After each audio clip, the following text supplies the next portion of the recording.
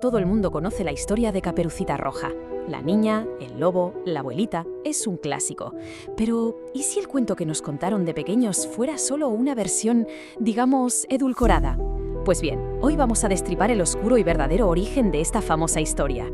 Claro, aquí surge la pregunta. ¿Esa versión que nos contaban para dormir era de verdad tan inofensiva? ¿O era en realidad una adaptación casi irreconocible de un relato mucho más antiguo y, bueno, bastante más turbio? Un relato que escondía una advertencia aterradoramente directa. Vamos a verlo.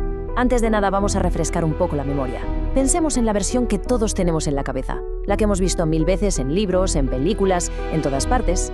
En esta versión, la que conocemos, el lobo es el malo, sí, pero es un poco torpe, un poco predecible. Y al final, ¡zas!, siempre aparece un leñador o un cazador, un héroe que llega justo a tiempo para salvar el día.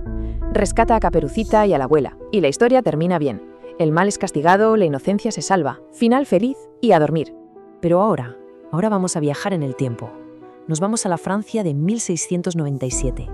Ese es el año en que un escritor, Charles Perrault, publica su versión de la historia. Y atentos, porque aquí es donde todo se vuelve mucho, mucho más oscuro. Es que la diferencia es brutal. En la versión original de Perrault no hay leñador, no hay cazador, no hay ningún héroe que aparezca de la nada. Y claro, si no hay héroe, no hay rescate. El resultado, el lobo simplemente gana. Vamos a meternos de lleno en la historia original de Perrault.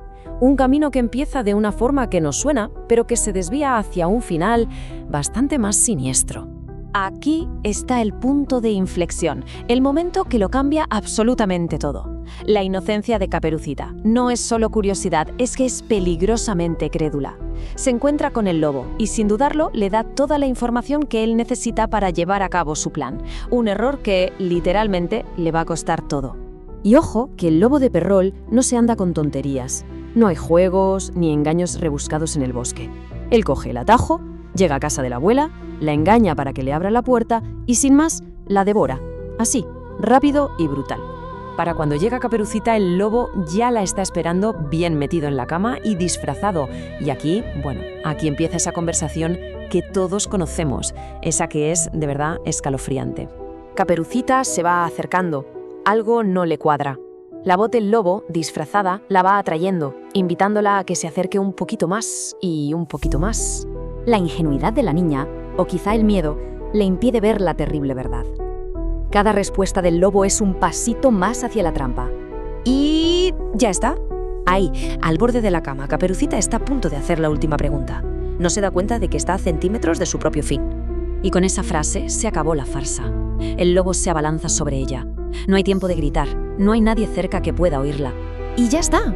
Así, tal cual, termina el cuento de Charles Perrault. El lobo se come a Caperucita Roja. Y punto.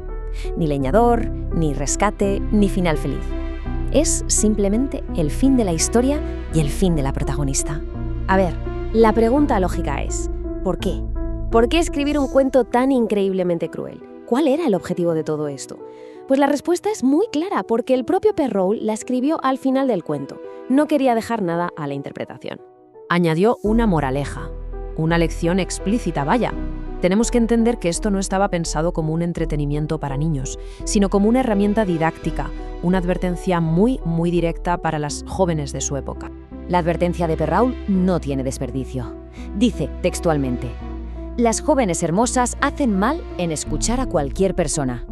Porque, como él mismo explica, el lobo no siempre es un animal que vive en el bosque. Es una metáfora. Y esta es la clave de todo, la parte más potente de la advertencia. Perrault dice que los lobos más peligrosos no son los salvajes ni los feroces. No, son los encantadores. Los que son amables, educados, los que usan palabras dulces para seguir a las jóvenes hasta sus propias casas. Vamos, que era una advertencia directa sobre los depredadores sexuales. Así que resumiendo, lo que empezó como una durísima lección moral para advertir a las jóvenes sobre los peligros de los seductores, con los siglos se fue transformando. Se le quitó la moraleja explícita, se le añadió un héroe y se convirtió en un cuento mucho más genérico sobre el peligro de hablar con extraños. Un cuento, ahora sí, apto para todos los públicos. Al final, la transformación de Caperucita Roja nos deja con una pregunta que da que pensar.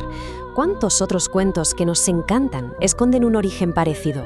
Una primera versión mucho más directa, mucho más cruda, que el tiempo ha ido puliendo hasta hacerla irreconocible. Porque muchas veces la historia que se esconde detrás de la historia es la más fascinante de todas.